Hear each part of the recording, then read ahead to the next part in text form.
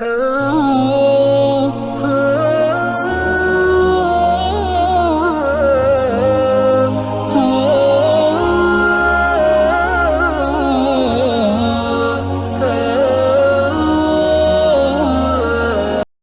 بالله من الشيطان الرجيم. بسم الله الرحمن الرحيم.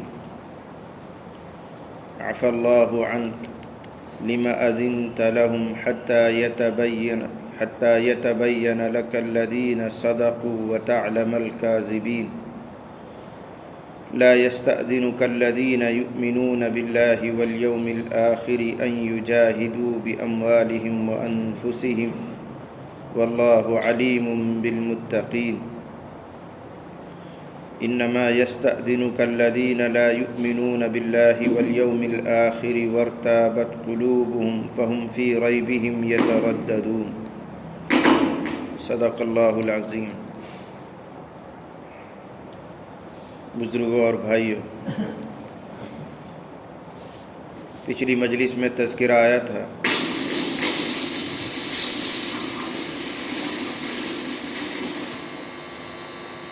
نہ چلے کوئی بات نہیں.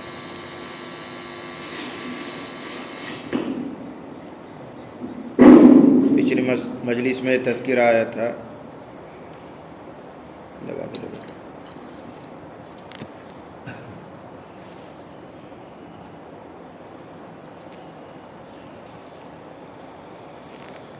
پچھلی مجلس میں تذکرہ آیا تھا کہ آئندہ کی آیات میں غزوہ تبوک کے تعلق سے تفصیلات رکھی گئی ہیں، بیان کی گئی ہیں.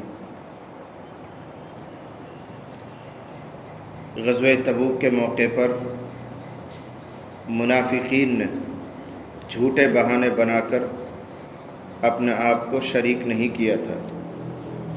میں نے عرض کیا تھا غزوہ تبوک انتہائی سخت موسم میں واقع ہوا ہے. گرمی کا موسم تھا، فصل تیار تھی اور لمبا سفر تھا مدینہ منورہ سے تبوک کا.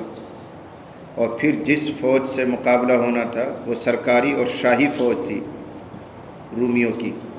اب تک لڑائی ہو رہی تھی عرب کے لوگوں سے ہی، خانہ جنگی کہہ لی تھی. اب باہر کے لوگوں سے جنگ کی نوبت آ رہی ہے تو منافقین شریک نہیں ہونا چاہتے تھے. اس لیے وہ حضور کے پاس آ کر جھوٹا عذر بیان کرتے تھے کہ صاحب میرا خوب جی چاہتا ہے کہ میں بھی شریک ہو جاؤں، لیکن فلاں عذر ہے، فلاں مجبوری ہے، اس لیے نہیں جا سکتے. تو حضور ان کو اجازت دیا کرتے تھے. ٹھیک ہے بھائی، ٹھیک ہے بھائی، جلدی بھروسہ کر کے آپ اجازت دیتے جا رہے ہیں.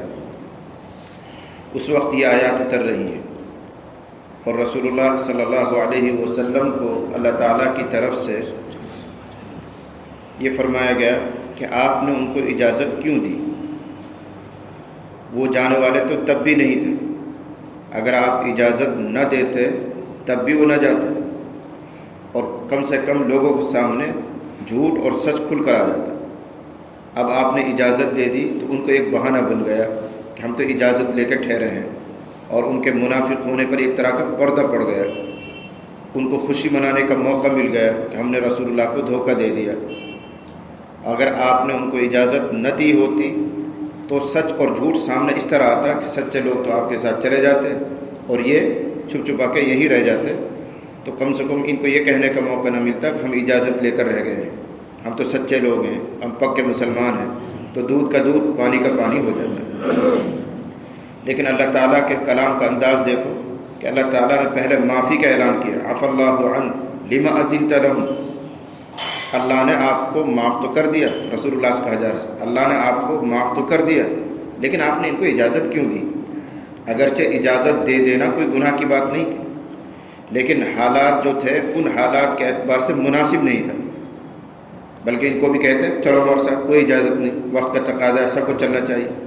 تو حالات کے تقاضے کے اعتبار سے ان کو اجازت دے دینا مناسب نہیں تھا، جائز تو تھا، لیکن یہ مناسب نہ ہونا بھی آپ کے حق میں مکروہ ہے، ناپسندیدہ ہے. اس پر اللہ تعالیٰ کی طرف سے پیغمبر خدا کو تنبیہ ہو رہی ہے.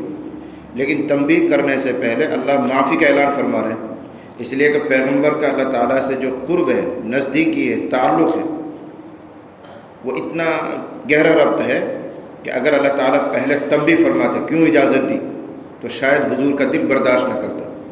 اس لیے پہلے معافی کا اعلان کروایا اللہ نے، عفا اللہ عنہ، جو کچھ ہوا اللہ نے اس کو معاف تو کر دیا، لیکن تنبیہ یہ ہو رہی ہے کیوں اجازت دی؟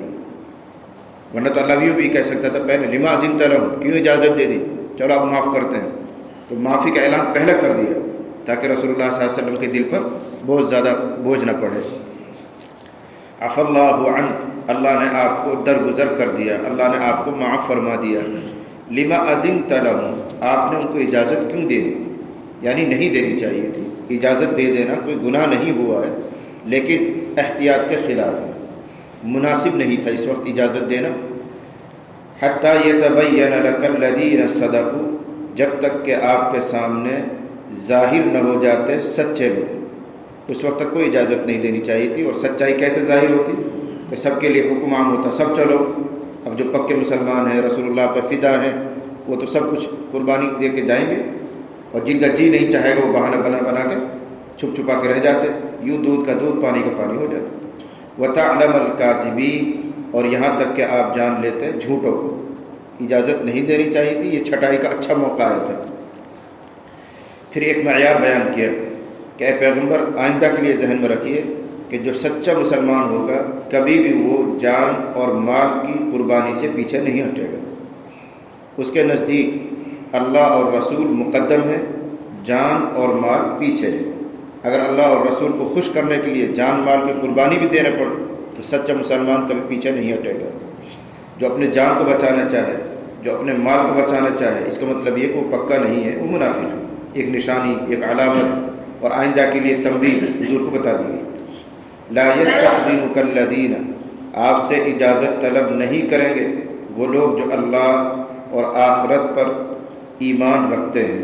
اس بات کی اجازت طلب نہیں کریں گے پیچھے بیٹھے رہنے کی، بھائی ہم نہیں جاتے، ہم یہی رہیں گے، ہماری مجبوری ہے، فلاں ہے، ایسے وہ اجازت طلب نہیں کر سکتے۔ وہ تو بہرحال کود کے پڑیں گے، تیار ہو جائیں گے۔ لا یستأذنک، آپ سے اجازت نہیں طلب کریں گے، عذر نہیں کریں گے یا گھر پر رہنے کے لیے رخصت نہیں مانگیں گے وہ لوگ جو اللہ پر اور آخرت کے دن پر یقین کرتے ہیں۔ ان یجاہدوا باموالہم وانفسہم، کہ وہ جہاد کریں اپنے مال اور جان سے۔ یہ لفظی ترجمہ ہے، اپنی جان اور مال کے ذریعے جہاد کرنے سے کبھی بھی پیچھے رہنے کے لیے اجازت نہیں مانگیں گے وہ لوگ جو اللہ پر اور آخرت پر یقین کرتے ہیں، اور اللہ بہتر جانتا ہے پرہیزگاروں کو۔ انما یستأذنک الذین، آپ سے تو اجازت طلب کریں گے وہی لوگ جو اللہ پر یقین نہیں رکھتے ہیں، آخرت پر بھروسہ نہیں کرتے ہیں۔ وارتابت قلوبہم، اور ان کے دل شک میں پڑے ہوئے ہیں، شک میں اسلام کے بارے میں۔ کبھی سچائی آتی ہے، ایسے لگتا ہے کہ اسلام دھرم اچھا ہے، کبھی ایسے لگتا ہے کہ نہیں۔ تو جو ابھی تک متردد ہیں، شک میں ہیں، وہی لوگ یہ کام کرتے ہیں کہ آپ سے بہانہ بنا کر اجازت لے رہے ہیں اور پیچھے رہ رہے ہیں۔ فہم فی ریبہم یترددون، بس وہ اپنے شک میں حیران رہتے ہیں، اپنے شک کی وجہ سے وہ حیران رہتے ہیں۔ کبھی تو خیال ہوتا ہے کہ نبی کی اتباع کر لیں، نبی کی موافقت اختیار کر لیں، کبھی دل میں خیال آتا ہے کہ موافقت نہ کریں، جان بچاتے ہی رہیں، تو حیران ہی رہتے ہیں، کسی ایک حالت پر ٹھہر ہی نہیں رہے۔ اب اللہ تعالیٰ نے دوسرے انداز سے سمجھایا کہ جن لوگوں نے آپ سے جہاد میں نہ جانے کی اجازت لے لی ہے، حقیقت میں وہ لوگ مومن نہیں ہیں، ان کا ارادہ تو پہلے سے ہی نہیں تھا جانے کا۔ کیوں؟ اگر ارادہ رہا ہوتا کچھ تو تیاری کرتے، انہوں نے تیاری نام کی کوئی چیز ہی نہیں کی۔ بھئی گھوڑا خریدا، تلوار خریدی، اور بھئی نیزے خریدے، تیر کمان تیار کیے، اچانک کوئی حادثہ پیش آ گیا، کوئی بات پیش آ گئی، اس لیے عذر کر رہے ہیں، صاحب پکا ارادہ تھا لیکن کیا کریں۔ یہ تو پکا ارادہ ہونا تو جب ظاہر ہوتا ہے جب انہوں نے کچھ تیاریاں کی ہوتی، تو تیاری نہیں کی انہوں نے، بس معلوم ہوا کہ ان کا تو ذہن پہلے سے ہی نہیں تھا کہ ہم جائیں گے۔ اسی سے فرق واضح ہوا سچا اور جھوٹا عذر کیسا ہوتا ہے کہ آدمی کام کا ارادہ کر لے اور اس کے لیے اسباب اکٹھا کر لے، اچانک کوئی بات پیش آ جاتی ہے تو وہ کام کو نہیں کر پاتا، تو یہ سچا عذر ہے کہ اس نے تیاری مکمل کر لی تھی۔ جیسے حج کا ارادہ کر لیا، فارم بھی بھر دیا، رقم بھی جمع کر دی، اچانک کوئی حادثہ پیش آ گیا، اس لیے ارادہ کینسل کرنا پڑا، یہ ہے سچا عذر۔ ایک آدمی وہ جو نہ فارم بھر رہا ہے نہ رقم جمع کر رہا ہے اور کیا کہتا ہے میرا تو پکا ارادہ تھا، پکا ارادہ ہوتا تو فارم بھرنا چاہیے وقت پہ۔ تو ایسے ہی یہاں سمجھ لو کہ جہاد کا موقع آیا ہے، 10 دن 15 دن پہلے اعلان ہو گیا ہے کہ سب لوگ تیاریاں کرو، انہوں نے تو تیاری نہیں کی۔ اگر یہ سچے مومن ہوتے ہیں اور ان کا ارادہ جانے کا ہوتا تو ارادہ کر لیتے، تیاریاں کرتے، تیاری نہیں کی. وَلَوْ أَرَادُوا الْخُرُوجَ، اگر ان لوگوں نے نکلنے کا ارادہ کیا ہوتا کہ جہاد میں جائیں گے نبی کے ساتھ، لَأَعَدُّوا لَهُ عُدَّةً، تو ضرور اس کے لیے سامان تیار کرتے. اس کے لیے سامان کیا؟ وہی گھوڑا، سفر کے لیے سواری، تلوار، تیر، کمان، ان کی تیاریاں کرتے. در حقیقت بات یہ ہے وَلَكِنْ كَرِهَ اللَّهُ بِعَاثَهُمْ، لیکن اللہ نے ہی ناپسند کیا ان کا اٹھ کھڑا ہونا. اللہ نے ہی نہیں چاہا کہ یہ شریک ہوں. اگر اللہ چاہتا تو ان کے دل میں داعیہ پیدا کرتا، شوق پیدا کرتا. اللہ نے ہی نہیں چاہا کہ یہ جائیں تکوینی اعتبار سے.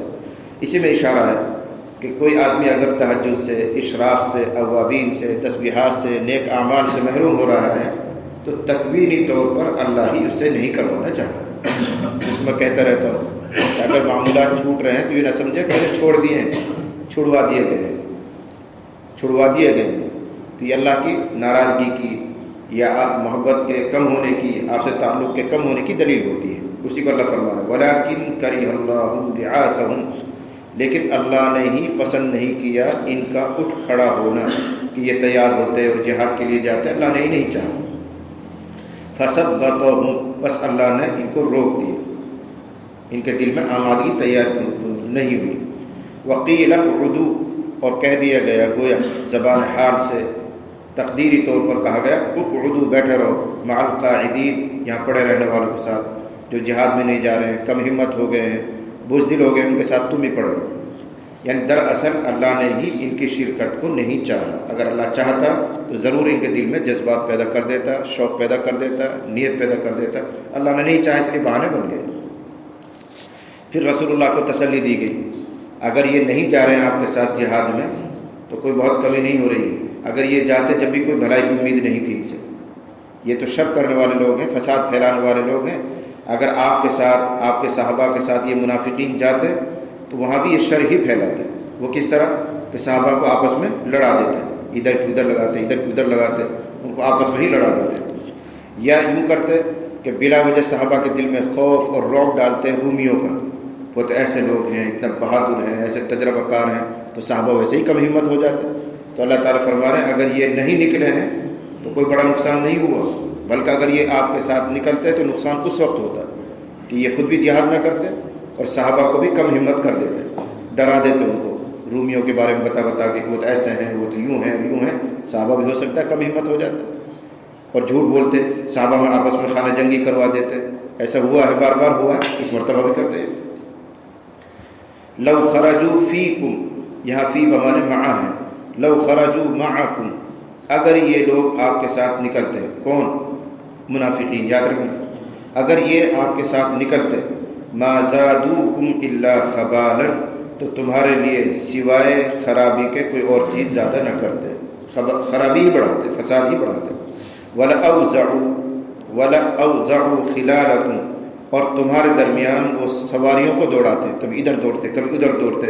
اس دوڑنے سے مراد ہے فتنہ پھیلانا، اور اس دوڑنے سے مراد ہے جھوٹی خبریں لا کر سنانے صحابہ کو. رومی آ رہے ہیں، اتنی طاقت کے ساتھ آ رہے ہیں، ان کے پاس تو توپ بھی ہے، ان کے پاس تو یوں بھی ہے، یوں ڈرپوک کر دیتے. وَلَأَوْزَعُوا خِلَالَكُمْ، تو وہ تمہارے درمیان سواریاں دوڑاتے. يَبْغُونَكُمُ الْفِتْنَةَ، تمہارے درمیان فتنہ پردازی کرنے کے لیے چاہتے، وہ تو تمہارے درمیان فتنہ پیدا کر، فتنہ پردازی کے لیے وہ سواریاں دوڑاتے. وَفِيكُمْ سَمَّاعُونَ لَهُمْ، باخبر کیا جا رہا حضور تمہارے درمیان اب بھی ان کے جاسوس مراد موجود ہیں. سب نہیں رہ گئے، کچھ اب بھی ہیں گے. صحابہ کرام اور حضور جہاد میں چلے گئے ہیں اور اکثر منافقین مدینے میں ہی رہ گئے ہیں جھوٹے بہانے بنا کر، لیکن تنبیہ کی جا رہی ہے، خبر دی جا رہی ہے حضور کو کہ اب بھی ان کے جاسوس تمہارے درمیان موجود ہیں، جو نام کے مسلمان ہیں لیکن ہیں منافق ہی، اور وہ اس لیے آ گئے ہیں کہ ساری خبریں ان کو پہنچاتے رہیں. وَفِيكُمْ سَمَّاعُونَ لَهُمْ، اور تمہارے درمیان ان کے جاسوس موجود ہیں. وَاللَّهُ عَلِيمٌ بِالظَّالِمِينَ، اور اللہ تعالیٰ ظالمین کو اچھی طرح جانتا ہے. وہی ایک بیان ہے، منافقین پیچھے رہ گئے تو انہی کا حالات کو بیان کیا جا رہا ہے. لَقَدِ ابْتَغَوُا الْفِتْنَةَ مِنْ قَبْلُ وَقَلَّبُوا لَكَ الْأُمُورَ حَتَّى جَاءَ الْحَقُّ وَظَهَرَ أَمْرُ اللَّهِ وَهُمْ كَارِهُونَ. یہ تو پہلے بھی من قبل، یہ تو پہلے بھی فتنے کو چاہ چکے ہیں، انہوں نے تو پہلے بھی فتنے کو چاہا ہے. کب؟ غزوہ احد کے موقع پر، واقعہ تو سن رکھا آپ نے پہلے، مدینہ منورہ سے رسول اللہ صلی اللہ علیہ وسلم اپنے صحابہ کو لے کر روانہ ہوئے احد کے میدان میں جنگ کرنے کے لیے۔ کافروں نے وہاں آ کر پڑاؤ ڈال دیا اور انہوں نے چیلنج کیا ہے، بلایا تو حضور نکل رہے مقابلے کے لیے۔ تو مدینہ منورہ سے غالباً 1000 کی فوج نکلی حضور کے ساتھ، اور تھوڑا آدھا سفر طے کرنے کے بعد، چند ہی کلومیٹر دور تھا، وہاں جب احد کا میدان تھوڑی دور رہ گیا ہے تو اس سے پہلے 300 منافقین واپس ہٹ گئے کہ ہم نہیں جاتے، ہماری رائے نہیں مانی گئی۔ ہماری رائے تو یہ تھی کہ مدینے کے اندر رہ کر لڑائی کی جاتی، اور آپ نے نوجوانوں کی رائے مان لی ہے اور اس لیے میدان میں آ گئے، خود بھی مریں گے، ہم کو بھی مروائیں گے۔ تو 300 منافقین وہاں سے واپس ہو گئے۔ اگر ان کو نہیں آنا تھا تو پہلے سے ہی بتاتے، لیکن انہوں نے ہوشیاری یہ کی کہ وہاں سے تو چل دیے مدینے سے، درمیانے راستے سے واپس ہو رہے ہیں تاکہ اور بھی نوجوانوں کے ارادے ٹوٹ جائیں، کم ہمت ہو جائیں۔ یہ ان کی چاہت تھی، منشا تھی، ورنہ تو پہلے ہی مت چلتے۔ اس کو اللہ تعالیٰ فرمانا کہ یہ تو اس سے پہلے بھی فتنہ کر چکے ہیں، لیکن اللہ نے اس وقت بھی آپ کی مدد کی ہے، آج بھی مدد کرے گا۔ لقد ابتغوا الفتنة من قبل، تحقیق کہ وہ تو فتنہ برپا کر چکے ہیں پہلے بھی۔ وقلبوا لك الامور، اور انہوں نے آپ کے لیے الٹ پھیر کی ہیں تدبیریں۔ یہ اشارہ بالکل ابتدائی ہجرت کے وقت، عبداللہ بن ابی جو ان کا سردار ہے منافقین کا، اس کی تاج پوشی ہونی تھی۔ بس لوگوں نے تقریباً طے کر لیا تھا کہ ہمارے یہ سردار ہیں۔ میں نے پہلے بھی آپ کو بتایا کہ مدینہ منورہ میں 2 بڑے قبیلے تھے کافروں کے، اوس اور خزرج، اور ایک بڑی تعداد تھی یہود کی۔ اوس اور خزرج میں الگ الگ سردار ہوتے تھے، یہ ان کے سردار، یہ ان کے سردار، یہودی اپنے سردار الگ بناتے تھے۔ تو یہود میں تاج پوشی ہونے والی تھی اس عبداللہ بن ابی کی، اور سب اس کو اپنا رئیس بنانے والے تھے۔ اتنے میں رسول اللہ صلی اللہ علیہ وسلم ہجرت فرما کر مدینہ پہنچ گئے، اور اس کی تاج پوشی پینڈنگ میں چلی گئی، اس لیے کہ اوس اور خزرج تو مسلمان ہونے لگ گئے، کچھ یہودی بھی ایمان لے آئے تھے، عبداللہ بن سلام وغیرہ جو بڑے لوگ تھے۔ تو اس کا معاملہ ڈھیل میں چلا گیا، اس کو وہاں سے عداوت ہوئی کہ اس محمد نے آ کر میری بادشاہت رکوا دی، میری تاج اس نے ختم کر دی۔ وہاں سے اس نے دشمنی اس کے دل میں پیدا ہوئی، اور پھر اس کے چاہنے والے بھی اس کے ساتھ جڑتے رہے۔ پھر وہ اس چالاکی میں رہتے تھے کب مسلمانوں میں آپس میں لڑائی کروا دیں، کب آپس میں ان میں جنگ ہو جائے، کس طرح محمد رسول اللہ کا ارادہ ختم ہو جائے۔ چنانچہ 4 پارے میں ایک قصہ آتا ہے کہ اوس اور خزرج کسی شادی کے موقع پر یا کسی اور تقریب کے موقع پر اکٹھے ہوئے، اور جاہلیت کے اشعار پڑھوا دیے یہود نے ان کے درمیان اپنا آدمی بھیج کر، اور اوس اور خزرج میں پرانی باتیں تازہ ہو گئی، اور وہیں انہوں نے تلواریں نکال لی اور قریب تک خون بہہ جاتا۔ رسول اللہ صلی اللہ علیہ وسلم چل کر آیا، فرمایا کیا کر رہے ہو؟ اوس اور خزرج جو مسلمان ہو چکے ان میں کیا کر رہے ہو؟ تم لوگ یہودی کی سازش کا شکار ہو رہے ہو۔ تو ان کو احساس ہو، پھر روئے دھوئے۔ تو یہ چالاکیاں کرتے رہے، ہمیشہ فتنہ کیا انہوں نے، اور یہ چاہتے تھے کہ مسلمانوں کو مضبوطی حاصل نہ ہو، یہ آپس میں لڑ مڑ جائے، ختم ہو جائے۔ قصہ یہ ان کا یہی، اور محمد رسول اللہ کا دین اسلام یہی مٹ جائے، آگے نہ پھیلے، اور میری بادشاہت کا دوبارہ امکان پیدا ہو جائے۔ لیکن جب دیکھا انہوں نے کہ محمد رسول اللہ صلی اللہ علیہ وسلم جس مقصد سے آئے وہ تو بڑھتا ہی جا رہا ہے، ان کو کوئی طاقت نہیں روک رہی ہے، بدر میں بھی فتح ہو گئی ہے، تو انہوں نے سیاستاً اسلام قبول کر لیا تھا، سیاستاً، تاکہ ہم مسلمانوں میں شامل ہو جائیں اور مسلمان ہم کو دوسری نظر سے نہ دیکھیں، اور ان کے اندر رہ کر پھر ہم فتنہ برپا کیا کریں۔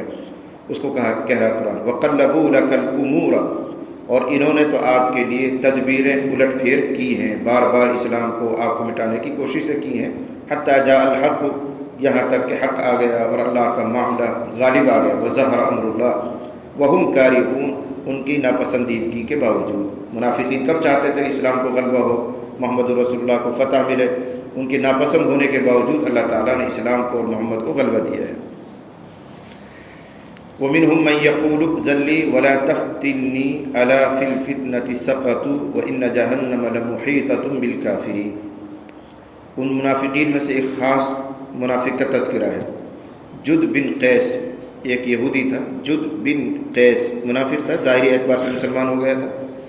تو لوگوں نے بہت سے بہانے بنائے، اس نے ایک بہانہ ہی بنایا، کہنے لگا اللہ کے نبی میں تو آپ کے ساتھ ضرور چلتا اور بہت پکا میرا ارادہ تھا، لیکن آپ جس علاقے میں جا رہے ہیں جنگ کرنے کے لیے، وہاں کی لڑکیاں بڑی خوبصورت ہیں، جیسے انگریز خوبصورت ہوتے ہیں ایسے روم کی لڑکیاں بڑی خوبصورت ہوتی تھیں، رومیوں کی۔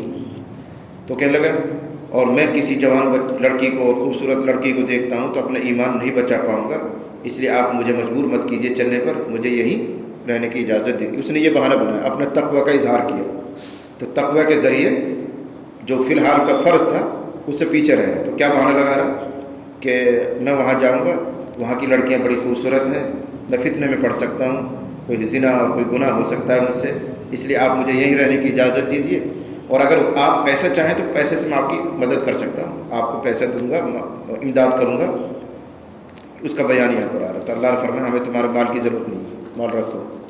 اور اللہ نے کر بھید کھول دیا کہ اصل کیا ہے، بزدل ہے، ہمت نہیں کر رہا. تو بہانہ کیا بنا ہے؟ تو اپنا تقوی کے لیے بھی لگا رہا ہے. حضرت تھانوی علیہ الرحمٰن نے اسی آیت کے ذیل میں لکھا ہے کہ بہت سو کو شیطان تقوی اور طاعات کے بہانے سے پیچھے کر دیتا ہے. تقوی اور طہارت یا طاعات کے بہانے سے پیچھے کر دیتا ہے، اور ان کو یہ سمجھاتا ہے کہ اس نیکی کرنے میں میرے لیے شر زیادہ ہے، خیر کم ہے، تو اس لیے اس نیکی کو نہ کر.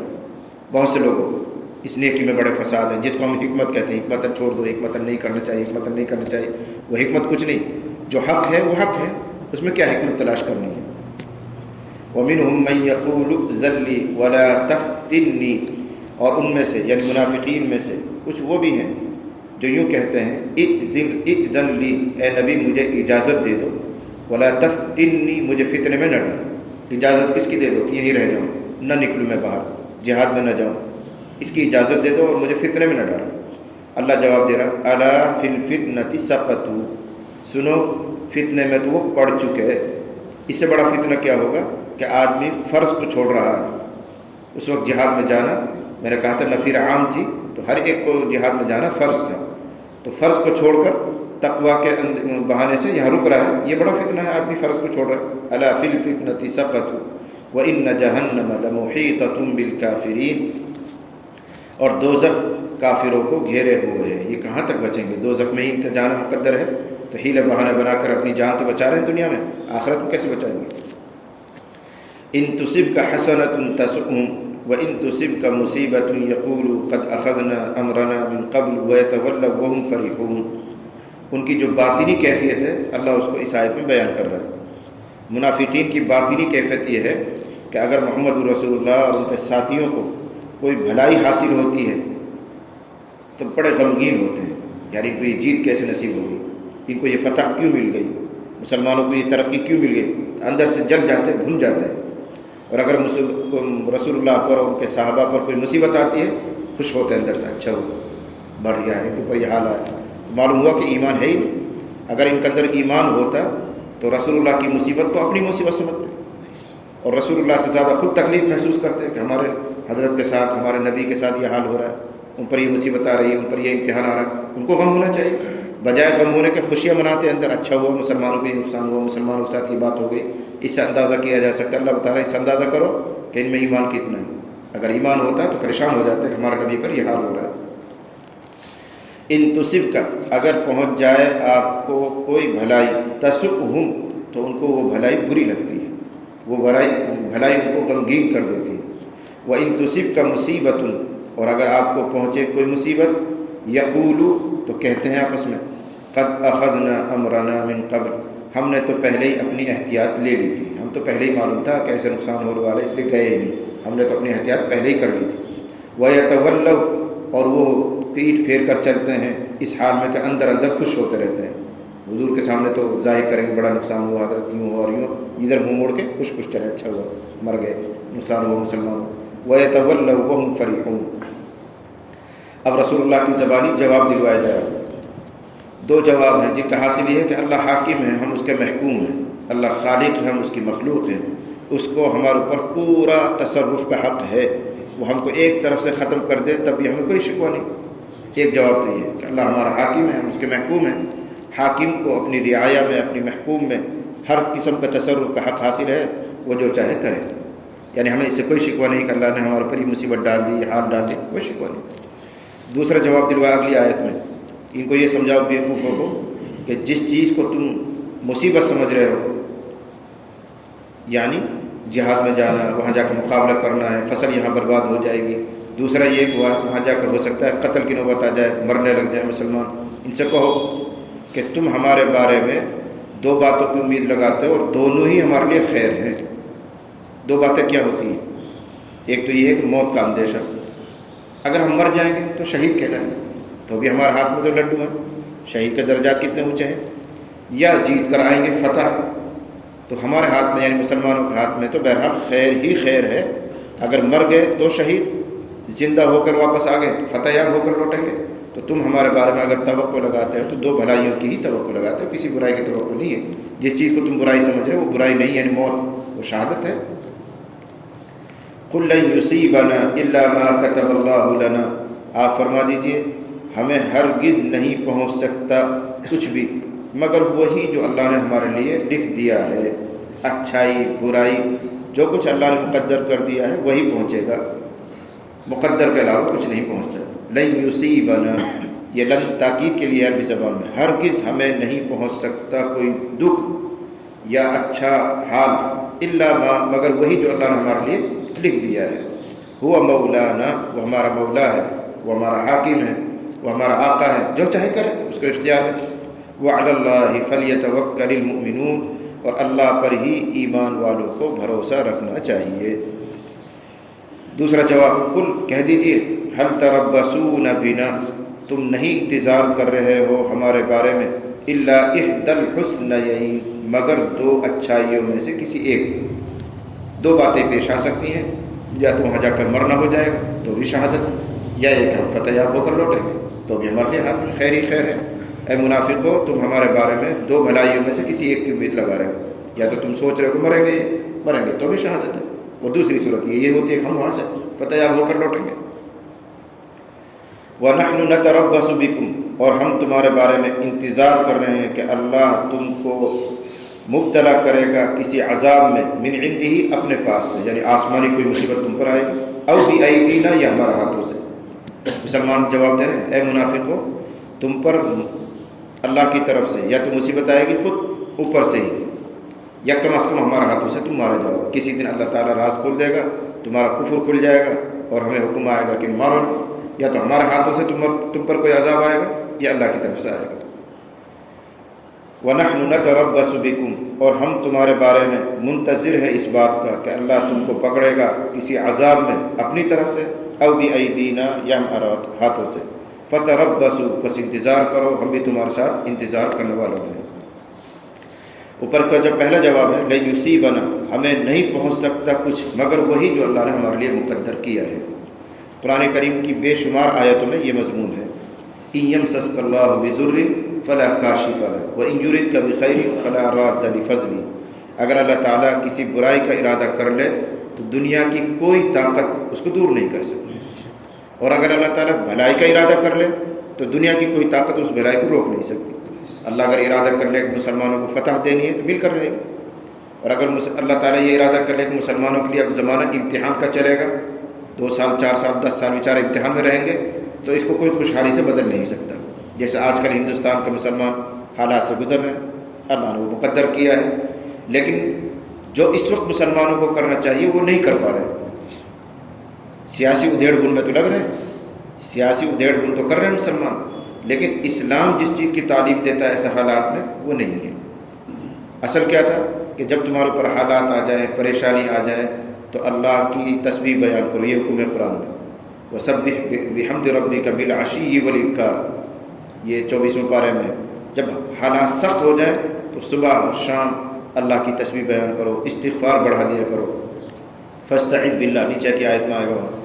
تو اللہ تعالیٰ کی طرف سے مطالبہ یہ ہے کہ ایسے حالات میں مؤمن اللہ کی طرف رجوع کریں، اپنی تسبیحات کو بڑھائیں، استغفار کا اہتمام کریں، لیکن ہندوستان کا مسلمان یہ کام نہیں کر رہا۔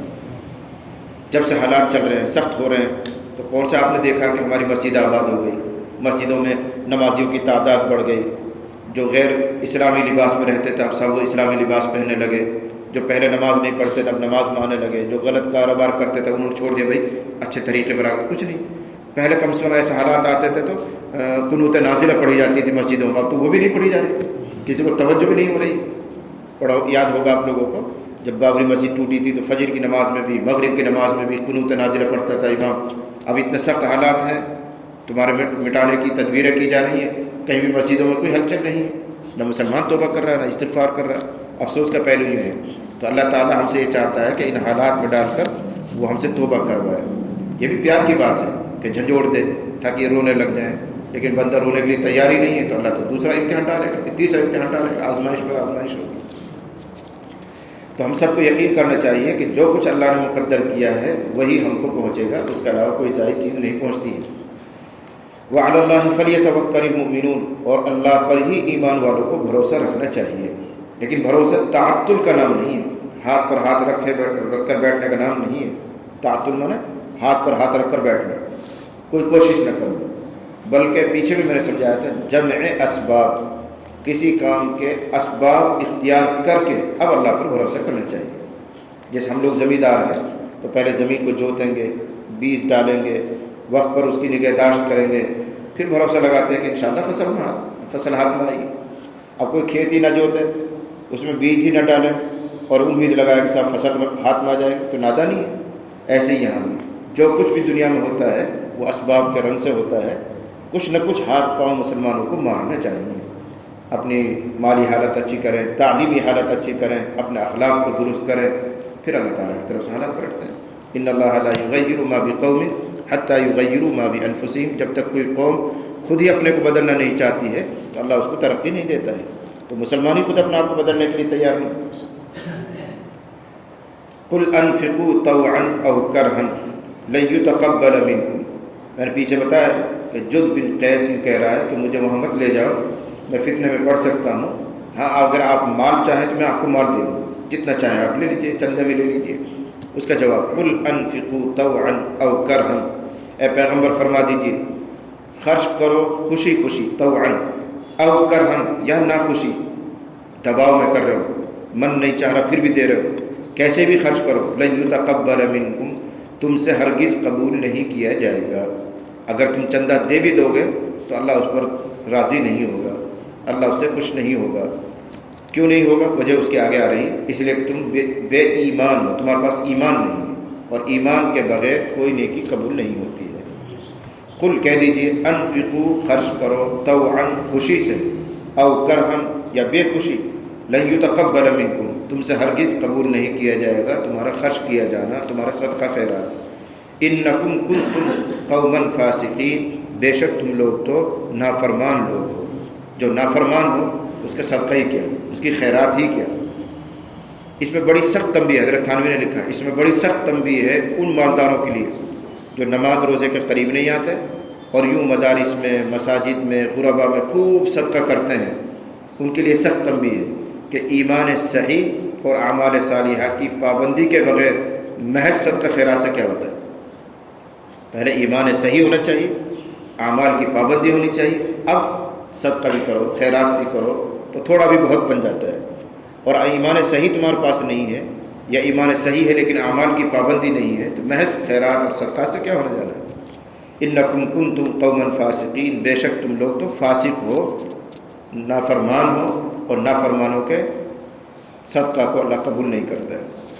وما منعهم ان تقبل منهم، پھر جواب دیا جا رہا وما منعهم ان تقبل منهم نفقاتهم، اور موقوف نہیں ہوا ان کی طرف سے ان کے صدقات کو خرچ کیا جانا مگر اس وجہ سے کہ وہ اللہ کا انکار کرتے ہیں، رسول کا انکار کرتے ہیں، کافر ہیں۔ جب کافر ہیں تو اللہ ان کے صدقات کو کیوں قبول کرے گا؟ ولا یأتون الصلاۃ، اور نہیں آتے ہیں وہ نماز میں مگر ہارے جی نہیں چاہتا، بس ویسی رسم آنا پڑتا ہے، ورنہ تو مسلمان پہچاننے کے لیے مومن نہیں ہے، منافقین تو اپنے آپ کو شامل تو کرتے ہیں نماز میں لیکن دل سے نہیں آتا، صرف یہ دکھانے کے لیے کہ ہم بھی مسلمان، دیکھو ہم تمہارے ساتھ نماز پڑھے اس لیے آ رہے ہیں۔ یہاں بھی سخت تنبیہ ہے کہ جو آدمی نماز تو پڑھے لیکن غفلت کے ساتھ پڑھے تو اس کے لیے تنبیہ ہے، جو بالکل ہی چھوڑ دیتا ہو تو اس کا حال کیا بنے گا؟ یہ نماز میں شریک ہوتے تھے لیکن کسالہ، سستی کے ساتھ، غفلت کے ساتھ، خوش دلی سے نہیں آتے تھے، تو ان پر تنبیہ کی جا رہی ہے۔ جو سرے سے ہی نماز کو چھوڑ دے تو ان کا انجام کیا بنے گا؟ وما منعهم ان تقبل منهم نفقاتهم، اور موقوف نہیں ہوا ہے ان کی طرف سے ان کے نفقات کو قبول کیا جانا مگر صرف اس وجہ سے کہ وہ اللہ کا انکار کرتے ہیں، رسول کا انکار کرتے ہیں، نماز میں نہیں آتے ہیں، الا وهم کسالى، مگر سستی اور غفلت کے ساتھ، ولا ينفقون، اور وہ نہیں خرچ کر رہے ہوتے ہیں، الا وهم کارہون، مگر دباؤ میں، ناپسندیدگی کے ساتھ، خوش دلی سے خرچ نہیں کرتے ہیں۔ یہ مضمون پورا ہوا۔ فلا تعجبک اموالهم، ولا اولادهم۔ اب ایک سوال ہوتا ہے جو آج بھی پیدا ہوتا ہے کہ جب یہ لوگ اتنے نامقبول ہیں کہ نہ ان کی صدقات قبول ہو رہی، نہ نمازیں قبول ہو رہی ہیں، اللہ نے ہی نہیں چاہا کہ یہ جہاد میں جائیں، اللہ کی پھٹکار ان پر ہے، جب اتنے مردود اور غیر مقبول ہیں تو اللہ تعالیٰ نے ان کو دنیا میں ایسا خوشحال کیوں بنایا ہے کہ پیسہ بھی بہت ان کے پاس، ان کی اولاد بھی بہت زیادہ ہیں، ان کے بڑے بڑے قلعے تھے یہود کے؟ تو اس کا جواب دیا جا رہا ہے فلا تعجبک اموالهم ولا اولادهم۔ جواب کا حاصل یہ ہے کہ اللہ کی حکمت کو اللہ ہی جانتا ہے۔ اللہ نے ان کو زیادہ مال اس لیے دیا ہے تاکہ یہ مال کے نشے میں خدا کو بھولے رہیں، اور اللہ ان کو اس حال میں مارنا چاہتا ہے کہ ان کو ایمان نصیب نہ ہو، تو ایمان سے رکاوٹ بنانے کے لیے مال بڑھا دیا ہے تاکہ اسی کے کھیل لگے رہیں اور اسی میں مست ہو کر دنیا سے چلے جائیں، پھر آخرت میں پوری سزا پائے۔ جب آدمی غریب ہوتا ہے تو اللہ کی طرف لپکتا ہے، رجوع کرتا ہے، توبہ بھی کرتا ہے۔ جب مال کے نشے میں آئے گا تو ان کو کبھی حق بات سوجے گی نہیں، مال کا نشہ ایسے چڑھتا ہے۔ تو اللہ اس کی حکمت بیان کر رہا ہے کہ آپ ان کے مال کی کثرت سے تعجب میں نہ پڑے۔ فلا تعجبک، بس آپ کو حیران نہ کرے ان کے مال، ولا اولادهم، اور ان کی اولادیں، بھائی کے پاس تو مال بھی اتنا ہے، ان کی تو جماعت بھی اتنی بڑی ہے۔ انما یرید اللہ لیعذبهم بها، اللہ ان کو عذاب دینا چاہتا ہے مال کی ذاتی سے دنیاوی زندگی میں بھی۔ وتزهق انفسهم، اور اللہ چاہتا ہے کہ ان کی جان نکلے اس حال میں کہ وہ کافر ہوں۔ وتزهق انفسهم وهم کافرون، اللہ ان کی جان نکالنا چاہتا ہے اس حال میں کہ وہ کافر ہوں، اس مال کے نشے میں وہ غافل ہی رہے، کبھی ایمان ان کو نصیب نہ ہو، اسی حال میں دنیا چلے جائیں، اس لیے اللہ نے ان کا مال خوب بڑھا دیا ہے۔ اور اس کے علاوہ دوسرا جواب اور بھی آیا ہوا ہے کہ دنیا کافروں کے لیے جنت ہے، اور جنت میں وہ سب ہوتا ہے جو آدمی چاہتا ہے، تو اس لیے اللہ ان کی ساری خواہشات دنیا میں پوری کر رہا ہے، آخرت میں ان کا کوئی حصہ نہیں ہے۔ بلکہ 25ویں پارے میں آئے گا کہ ان کا جو کچھ اللہ نے دے رکھا ہے یہ تو بہت کم ہے، ان کا تو زیادہ نصیب بنتا ہے۔ وَلِبُيُوتِهِمْ أَبْوَابًا وَسُرُرًا عَلَيْهَا يَتَّكِئُونَ وَزُخْرُفًا وَإِن كُلُّ ذَلِكَ لَمَّا مَتَاعُ الْحَيَاةِ الدُّنْيَا، یہ 25ویں پارے میں آئے گا، جس کا خلاصہ یہ ہے اگر لوگوں کا یعنی ایمان والوں کا بہکنے کا ڈر نہ ہوتا تو اللہ تعالیٰ تو ان کو اتنا دیتا کہ ان کی چھتیں، ان کے زینے، ان کے دروازے یہ سب سونے چاندی کے ہونے چاہیے، اس لیے کہ ان کے لیے یہی ہے، آگے کچھ ہے ہی نہیں۔ تو ان کا حق تو یہ بنتا ہے کہ ان کے دروازے بھی سونے چاندی کے ہوں، ان کی سیڑھیاں بھی سونے چاندی کے ہوں، ان کے مکانات کی چھت بھی سونے چاندی کی ہوں، اس لیے کہ یہی تو ہے، ان کا آگے ہے کیا ہے۔ لیکن اگر اللہ اتنا دے دے گا ان کا تو کہیں ایسا نہ ہوگا مسلمان بالکل ہی بہک جائیں۔